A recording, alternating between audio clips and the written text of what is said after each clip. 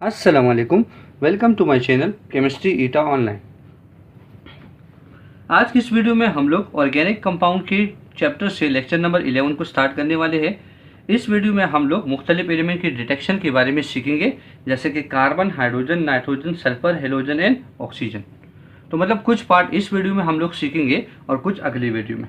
देखो बेटा, इस वीडियो में हम लोग जो चीज़ें सीखने वाले हैं वो हमारे पास क्या है, this will be related to POC, practical organic chemistry. इसको क्या बोलते हैं, पीओसी, प्रैक्टिकल ऑर्गेनिक केमिस्ट्री।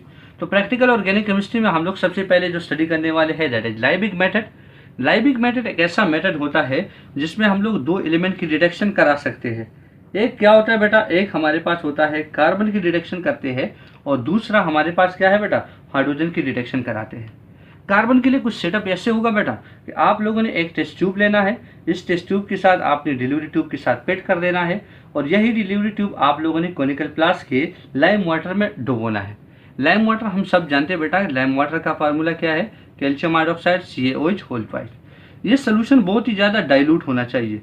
अगर डाइल्यूट होगा तो these are transparent in nature. ठीक, अब करेंगे क्या बेटा, जो ऑर्गेनिक कंपाउंड का हम डिटेक्शन करना चाहते हैं कि इसमें कार्बन है कि नहीं है, तो इसमें हम लोग ऑर्गेनिक कंपाउंड के साथ साथ कॉपर ऑक्साइड को भी डालेंगे। किस रेशो से, तो रेशो हमारे पास होगा बेटा 3:1। अगर 3 रेशो हम लोगों ने कॉपर ऑक्साइड डालना है और 1 रेशो हम लोगों ने ऑर्गेनिक कंपाउंड डालना है। जब हम इसको हीट करेंगे बेटा, तो हीट करने से क्या होगा, हमारे पास जिस ऑर्गेनिक कंपाउंड में जो कार्बन मौजूद होता है वही कार्बन इन कॉपर ऑक्साइड के साथ रिएक्शन कर लेता है and they are converted into what बेटा, ये कॉपर एलिमेंटल फॉर्म में कन्वर्ट होगा और कार्बन डाइऑक्साइड बनेगा। जैसे कार्बन डाइऑक्साइड बनेगा तो इन डिलीवरी ट्यूब की मदद से आएगा और इन लाइम वाटर से पास होगा। तो देखो, अगर हमारे पास ये कार्बन डाइऑक्साइड बन गया और ये लाइम वाटर से यहाँ पर पास होने जा रहा है, तो व्हाट विल फॉर्म बेटा, यहाँ पर ये कैल्शियम और यहाँ देखो ये Ca, ये CO2 है।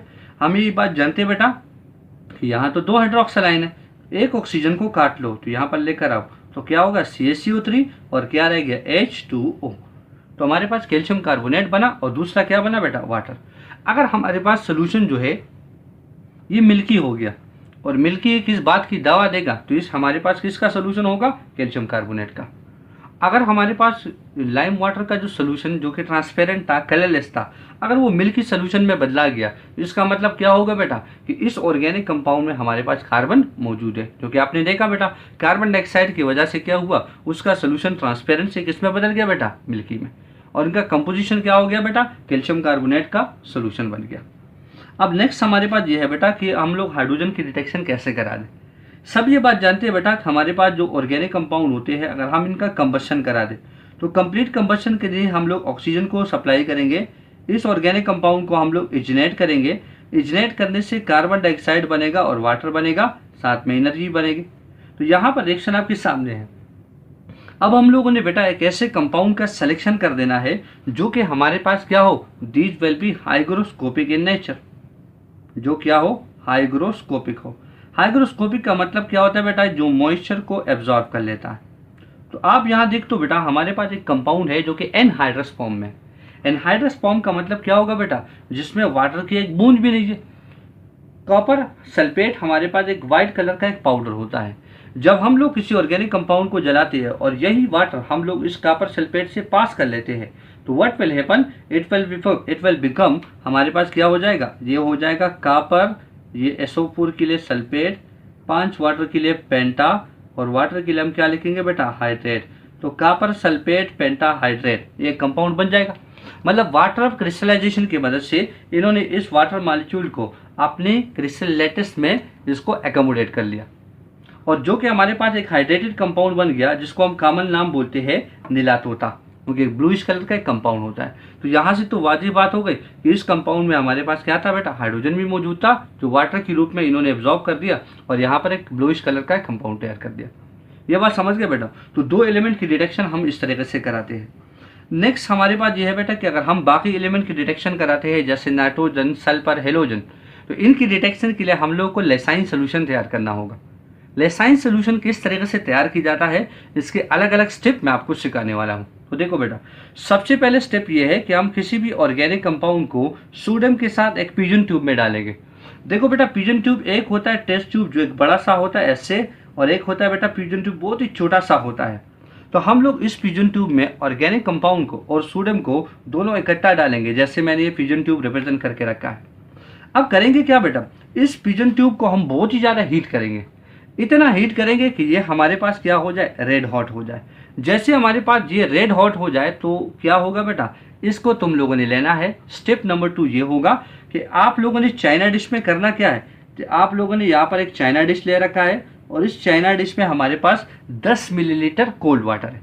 तो 10 मिलीलीटर कोल्ड वाटर में जैसे मैं ये जो रेड हॉट फ्यूजन ट्यूब है, जैसे मैं इस ठंडे पानी में रखूंगा तो ठंडे पानी में रखने से टूट जाएगा, बर्स्ट हो जाएगा।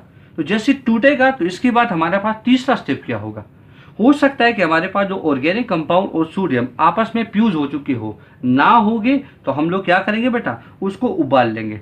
कितना, मतलब 100 डिग्री सेल्सियस तक हम इसको अच्छी तरीके से उबाल लेंगे।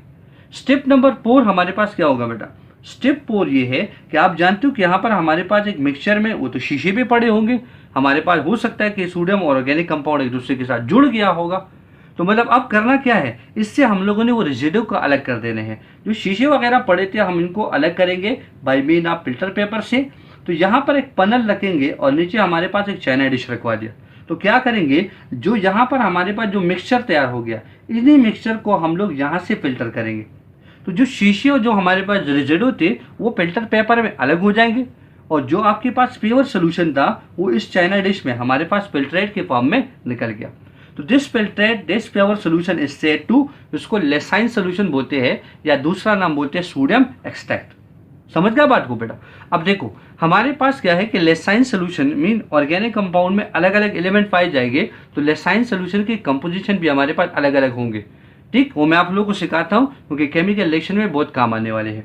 देखो अगर हमारे पास किसी भी ऑर्गेनिक कंपाउंड में नाइट्रोजन प्रेजेंट हो तो नाइट्रोजन मोस्टली कार्बन के साथ प्रेजेंट होगा। तो मतलब यहाँ पर क्या होगा बेटा, लेसाइन सोल्यूशन या सोडियम एक्सट्रैक्ट में तो सोडियम था, हो सकता है कि किसी ऑर्गेनिक कंपाउंड में हमारे पास nitrogen and that link with carbon, तो क्या होगा बेटा, these 3 component combine to form sodium cyanide. तो ये हमारे पास लेसाइन सोल्यूशन का कंपोजिशन होगा अगर किसी ऑर्गेनिक कंपाउंड में नाइट्रोजन प्रेजेंट हो, but this must be link with carbon. किसी भी ऑर्गेनिक कंपाउंड में मान लें अगर हमारे पास सल्फर मौजूद हो and this sulphur is connected with nitrogen and carbon, तो व्हाट विल हैपन, ये 3 चीजें हमारे पास कंपोनेंट कंबाइन हो जाएंगे and it will form sodium thiocyanide. अगर सल्फर किसी ऑर्गेनिक कंपाउंड में अकेला था, मतलब ना नाइट्रोजन के साथ कनेक्टेड था ना कार्बन के साथ, तो यहाँ पर जो हमारे पास केस बनने वाला है, तो sodium react with sulphur, it will form sodium sulphide. तो ये लेसाइन सोल्यूशन का कंपोजिशन हो जाएगा। अगर हमारे पास किसी कंपाउंड में क्लोरीन मौजूद है तो सोडियम क्लोराइड बन जाएगा, ब्रोमीन मौजूद है तो सोडियम ब्रोमाइड मौजूद बन जाएगा, और आयोडीन मौजूद है तो सोडियम आयोडाइड बन जाएगा, जो कि हम लेसाइन सोल्यूशन का कंपोजिशन लेंगे। समझ गए बात को बेटा। अब देखो अगर हम नाइट्रोजन की डिटेक्शन कराते हैं तो उनके लिए किस तरीके के प्रोसीजर हम लोग फॉलो करेंगे। सबसे पहला काम हमारे पास ये होगा बेटा कि हम लोगों ने यहाँ लेना है फेरस सल्फेट को। फेरस सल्फेट में हम लोग 2 मोल सोडियम हाइड्रोक्साइड मतलब कास्टिक सोडा डालेंगे। अब देखो यहाँ बात तो बिल्कुल क्लियर है कि सोडियम हम जानते हैं कि सोडियम हमारे पास यूनिवैलेंट है, ठीक है, और यहाँ पर सोडियम जो होगा वो किस पर अटैक कर लेगा, सल्फेट पर, तो सल्फेट तो डाइवैलेंट है। अब देखो बेटा हमारे साथ यहाँ पर एक सल्फेट आयन के लिए 2 सोडियम चाहिए, तो आप एक काम कर लीजिए बेटा, ऐसे कर लो कि 2 इधर नीचे लेकर आओ और 1 इधर लेकर आओ, तो क्या बन जाएगा Na2SO4, और दूसरा क्या बन जाएगा बेटा, जहां पर हमारे पास एक फेरस आयन और 2 हाइड्रोक्साइड है, तो क्या बन जाएगा, फेरस हाइड्रोक्साइड। अब नेक्स्ट स्टेप हमारे पास क्या होगा बेटा, उनको देख दो। नेक्स्ट स्टेप ये होगा कि जब हमारे पास फेरस हाइड्रोक्साइड तैयार हो गया तो आप लोगों ने अब थोड़ा सा लेसाइन सोल्यूशन तैयार करना है। अब हम लोगों ने नाइट्रोजन की डिटेक्शन कर देनी है, तो लेसाइन सोल्यूशन का कंपोजिशन क्या होगा बेटा, वो सोडियम साइनाइड होगा। तो यहाँ पर मैंने NaCN को मेंशन कर दिया। अब देखो कितना मोल हम लोगों ने डालना है बेटा, रिएक्शन की बैलेंसिंग की बेस पर मैं बोल रहा हूँ, बाकी प्रैक्टिकल ऑर्गेनिक केमिस्ट्री मतलब प्रैक्टिकल में हम बहुत ही कम मिकदार में इसको इस्तेमाल करेंगे। जब यहाँ पर हम लोग सोडियम साइनाइड इसमें डालेंगे तो यहाँ पर एक कम्प्लेक्स बन जाएगा, और वो कम्प्लेक्स क्या होगा, सोडियम फेरोसाइनाइड।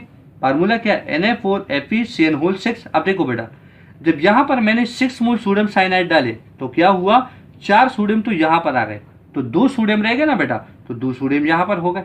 अब देखो हमारे पास 6 साइनाइड थे वो तो यहाँ पर आ गए, एक आयरन था वो हमारे पास यहाँ पर आ गया, पर 2 हाइड्रोक्सिल भी तो बचे, तो 2 हाइड्रोक्सिल और 2 सोडियम यहाँ पर 2 मोल कास्टिक सोडा बना लेगी, जो बार बार दोबारा हम लोग उसमें नहीं डालेंगे, वो इस्तेमाल होगा। अब देखो, जब यहाँ पर सोडियम फेरोसाइनाइड तैयार हो गया तो सोडियम फेरोसाइनाइड में हम लोग फेरिक क्लोराइड का थोड़ा तैयार सोल्यूशन डाल लेंगे। जैसे हम डालेंगे बेटा तो रेशो क्या होगा, 3:4 के रिस्पेक्ट में होगा। तो यहाँ पर क्या बनेगा बेटा, यहाँ पर सोडियम को देखो 4 3 12 और क्लोरीन को देखो 4 3 12, तो यहाँ पर 12 मोल NaCl बन जाएगी। और क्या बचा हमारे पास, तो बच गए हमारे पास यहाँ पर Fe4 4 आयरन, तो यहाँ देख तो ही मैंने लगा दी, और FeCN6 ये लगा दिया, पर आगे देखो स्टाइकोमेट्रिक कोएफिशिएंट 3 है, तो ये तो 3 मोल था, तो यहाँ पर मैंने लगा दिया 3। तो ये हमारे पास एक कॉम्प्लेक्स बन गया जिसको फेरिक फेरोसाइनाइड बोलते हैं, जो कि प्रूशियन ब्लू कलर का एक प्रेसिपिटेट देता है। तो जब भी कहीं ऐसे क्वेश्चन पूछी जाए कि हमारे पास प्रूशियन ब्लू कलर का एक प्रेसिपिटेट बनता है, ये किन एलिमेंट की डिटेक्शन के लिए होता है, तो this will be used for the detection of nitrogen. अगर हम लोग सेम मैकेनिज्म इसी तरीके से फॉलो कर ले, और हम क्या करेंगे बेटा, हमारे पास यहाँ पर हम सोडियम थायोसाइनाइड इस्तेमाल करें, मतलब यहाँ पर मैंने क्या किया, ये रिएक्शन करा दिया तो सोडियम सल्फेट फेरस हाइड्रोक्साइड बना, और यहाँ पर मैं फेरस हाइड्रोक्साइड के साथ सोडियम थायोसाइनाइड ऐड कर दूं, मतलब यहाँ पर मैं क्या कर दूं बेटा, एक सल्फर लगा दूं, तो यहाँ पर क्या बन जाएगा, सोडियम फेर्रोथायोसाइनाइड। अब सोडियम फेर्रोथायोसाइनाइड को हम फिर से लेंगे, इसके साथ हम फेरिक क्लोराइड को डालेंगे, तो क्या बन जाएगा बेटा, ferric ferrothiocyanide. Same to same formula, तो क्या लिखेंगे, Fe4 FeSCN6 होल कम्प्लीमेंट्री, सिर्फ हम लोगों ने एक सल्फर का इजाफा कर देना है। तो ये जो हमारे पास जो कॉम्प्लेक्स बन गया फेरिक फेर्रोथायोसाइनाइड, तो ये ब्लड रेड कलर का एक प्रेसिपिटेट होता है, जो इस बात की इंडिकेशन देगा कि हमारे पास इस कंपाउंड में सल्फर मौजूद है, but this sulphur is connected to nitrogen and also with carbon atom. तो मतलब हमारे पास क्या है, इस सल्फर की डिटेक्शन के लिए हम लोगों को ब्लड रेड कलर का प्रेसिपिटेट मिलेगा, और नाइट्रोजन की डिटेक्शन के लिए एक प्रूशियन ब्लू कलर का प्रेसिपिटेट मिलेगा। तो इस वीडियो में हमारे लिए इतना ही काफ़ी है। अगली वीडियो में हम लोग इंशाल्लाह और एलिमेंट की डिटेक्शन कराएंगे, जैसे हमारे पास सल्फर एलिमेंटल फॉर्म में अलग, और chlorine, bromine and iodine, in element की डिटेक्शन कराएंगे। उम्मीद है आप लोगों को वीडियो अच्छी लगी होगी। Thank you for watching my video. अल्लाह हाफिज़।